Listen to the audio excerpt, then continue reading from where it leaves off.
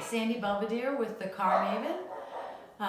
This is the second in a series of videos whereby we are documenting the process of my husband buying a car and how the Car Maven works with him to make sure he's not being overcharged, and also how any client of the Car Maven can expect to gain value from our services.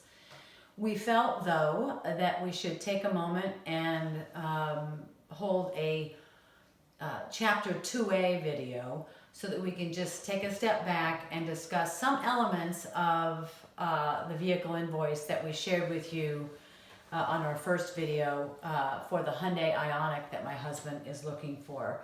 Because I think it's very important for consumers to understand that the MSRP and invoice on a vehicle are one set of information, but there are many other factors that are at play that can affect the final transaction price of a vehicle. So we're just going to take a moment and roll up our sleeves, literally and figuratively, and talk about this specific vehicle that my husband's shopping for. Again, this is a new car. These elements that we're going to discuss don't apply to a used car. This is a new car, and we're going to briefly just mention that the MSRP on the vehicle that my husband's looking for in total is about $28,500. This includes the options on the vehicle. It includes factory installed options that many manufacturers put on the vehicle, floor mats, etc. The invoice price of this same vehicle in total is $27,130. So the difference in this particular vehicle between MSRP and invoice is $1,370. So many people have the perception that you want to buy a vehicle at invoice and that you're getting a good deal, right? Well, that's where we want to spend some time on all the other factors that are at play and where the dealer can earn additional income on the vehicle. And this is just in the new car transaction. So let's take a moment. There is such a thing called holdback, and many manufacturers, not all, but most, pay the dealer in lump sum approximately 2 to 3% of invoice price of the vehicles that they have sold. So that's a source of income. Additionally, most manufacturers pay the dealers on every vehicle that is shipped to them a flat fee or a percentage that helps offset the expense of their local advertising. And that's where manufacturers can somewhat control and monitor the voice, the tone, and the types of advertising that dealers do. Additionally, most dealers are floor planning their new cars. And what this means is there's a rather large loan that the dealer takes to finance the vehicles until they're sold. So the dealer receives a refund of the floor plan by the lender that they're using on a quarterly basis.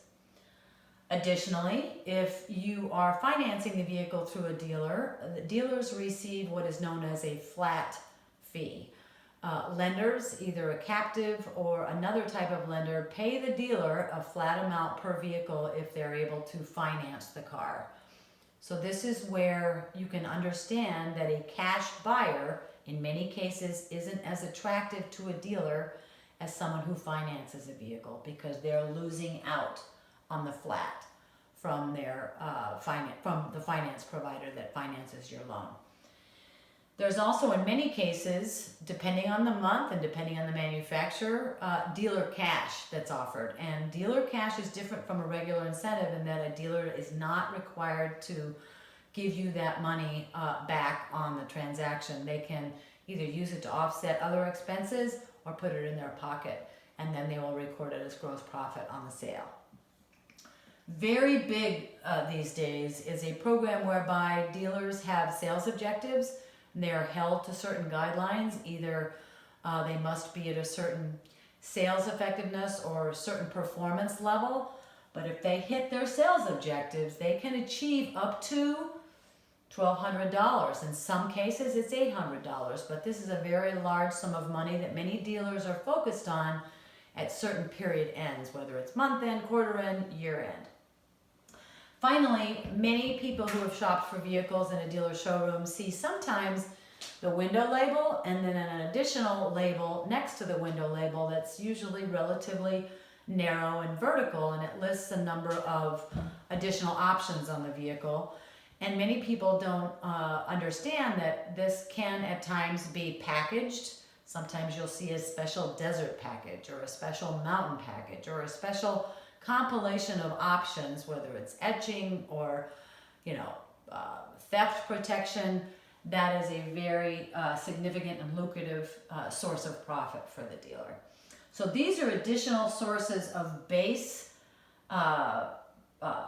sources of profit for the dealer that have nothing to do with consumer incentives. And this is where we just want to take a moment for us to mention that for a consumer who's shopping for a vehicle, the best place for you to go is to the manufacturer's website or your regional website and enter your zip code to understand what additional incentives are available to you.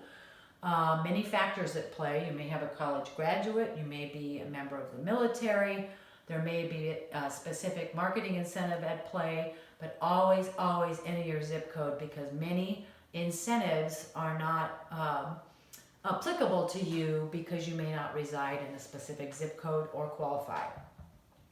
So very, very quickly, we want to mention that at this point in time, we have the invoice on my husband's vehicle.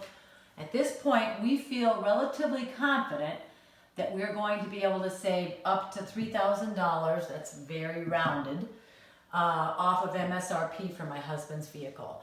And we have not yet decided which dealer we're going to target to take delivery for my husband's car.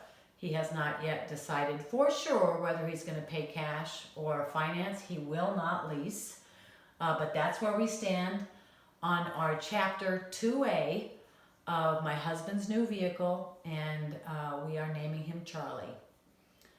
Thanks for watching, and as always, please visit us on our website at www.thecarmaven.net. There is a Q&A form and some answers to some frequently asked questions.